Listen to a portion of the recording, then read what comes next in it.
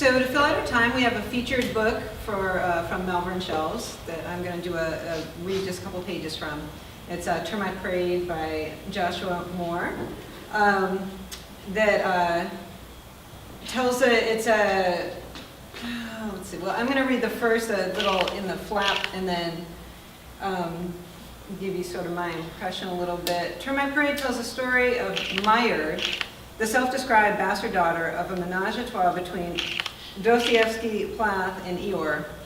Myerd catalogs her museum of emotional failures, the latest entry to which is her boyfriend Derek, an auto mechanic whose body may or may not be infested with termites, who loses his cool carrying her up the stairs to her apartment. I really enjoyed this. It is told in a series of first-person vignettes, and it leaves the reader to sort of decide, be the sort of judge and jury with the story. So with that, I'll just read you a brief, this is just a couple chapters in. The chapter's titled Derek, which is the boyfriend, and the only thing I think you need to know is Derek has a twin brother, Frank.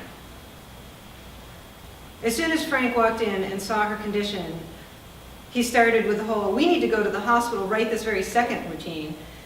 We were standing there looking at her. "She's really hurt," my brother said.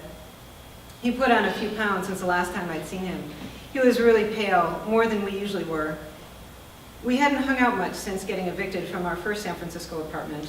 Frank and I had split from the same egg, and we'd been splitting further ever since. "She's fine, except for her hand. I'm pretty sure it's broken." "Derek, we have to go."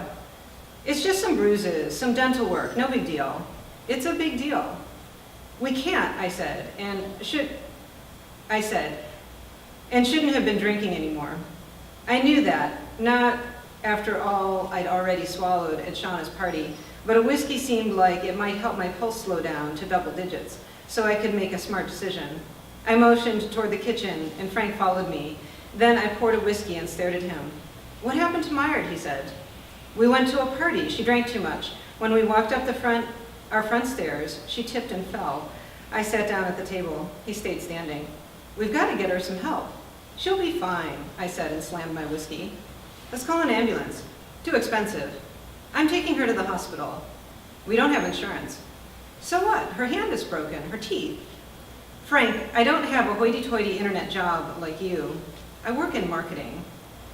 He'd gone all fancy on me a few years back, swanky job and college degree, and leased a souped-up Lexus that he considered a sports car, and I considered ridiculous. His life had the whole ooh-la-la options package. "You know what I'm trying to say," I said. "I can't afford it. I can pay."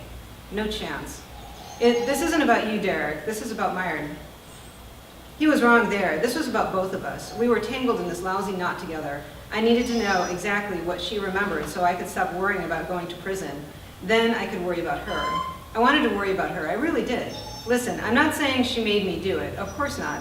I'm only saying that I'm an average guy who'd had a couple of cocktails and carried someone up the stairs, someone who kept saying terrible things and would not shut up, and that person's words pulverized me, and all I was doing was trying to help her. And finally, I said to myself, you know what? I don't think I want to help her if she's going to talk to me like this. All right, there you go. That's awesome. All right. Thank you. That's it. Yeah. All right.